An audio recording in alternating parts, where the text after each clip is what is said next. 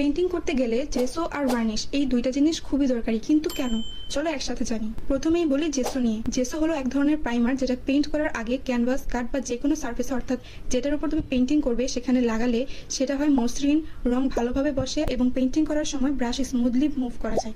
তবে এছাড়াও আমি যে কোনো জিনিসের উপর পেইন্টিং করার আগে একটু করে জেসো অ্যাপ্লাই করে নিই, এতে করে একটা সুন্দর টেক্সচার আসে এবং পেইন্টিং এর ফিনিশিং সুন্দর আসে। এবার বলি ভার্নিশ নিয়ে।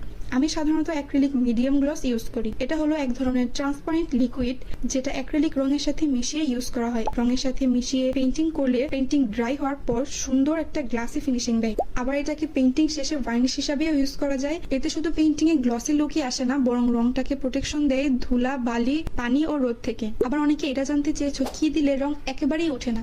এখন যদি এমন কোনো জিনিসের উপর পেইন্টিং করা হয় যেখানে বারবার ঘষাঘষি করা হবে, খোঁচাখুচি করা হবে, তাহলে তো পেইন্টিং একটু নষ্ট হবেই। তবে পেইন্ট করার আগে জেসো এবং পেইন্ট করার শেষে ভার্নিশ ইউজ করলে রং সহজে উঠবে না এবং টিকে থাকবে বহুদিন।